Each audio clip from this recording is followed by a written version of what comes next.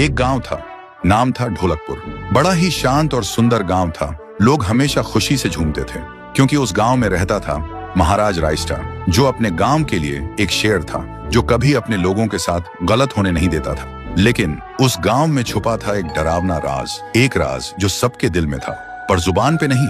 गांव के बीच एक सूखा हुआ पेड़ था जिसे लोग कहते थे श्रापित पेड़। ना कोई उसके पास जाता, ना कोई उससे आंख मिलाता। हर पूर्णिमा के अगले दिन उस पेड़ के नीचे एक लाश मिलती थी।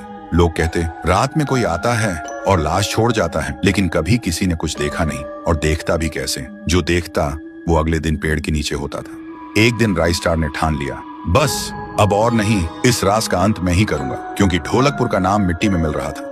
फिर एक पूर्णिमा की रात रायस्टार चुपके से जाकर पेड़ के पास बैठ गया। रात के 2 बजे एक आवाज आई, थुम थुम थुम थुम थुम थुम थुम थुम थुम सहूर।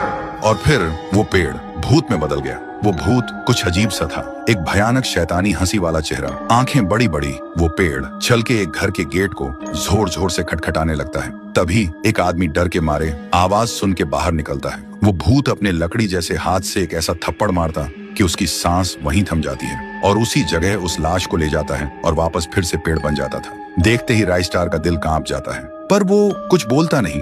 सुबह लोग भीड़ में जमा हुए और रायस्टार ने पहली बार उस पेड़ से बात करने की कोशिश की। पेड़ के अंदर से एक आवाज निकली, क्या तुम सब भूल गए मुझे? रायस्टार बोलता है, तू कौन है? पेड़ बोलता है, मैं हूँ ठुन ठुन ठुन साहुर। एक वक्त था जब मैं भी इस गांव का एक प्यारा सा बच्चा था, लेकिन 100 साल पहले मुझे इसी पेड़ से रस्सी बांधकर उल्टा लटका दिया गया, गांव वालों की आंखों के सामने, और मेरी मौत को तमाशा बना दिया गया, सिर्फ इसलिए क्योंकि मैंने एक राज देख लिया था जो लोग छुपाना चाहते थे।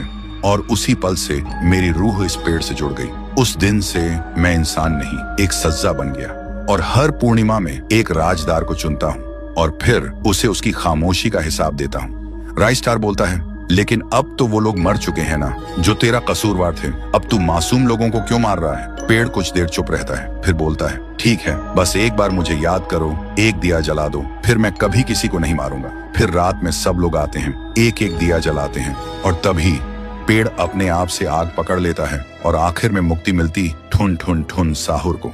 उस दिन के बाद गांव में कभी कोई लाश नहीं मिली। हर पूर्णिमा में लोग एक दिया जलाकर उसकी यादों को जिंदा रखते हैं, क्योंकि अगर भूल गए तो सपने में एक आवाज सुनाई देती थी, थुम थुम थुम थुम थुम थुम थुम थुम थुम सहूर।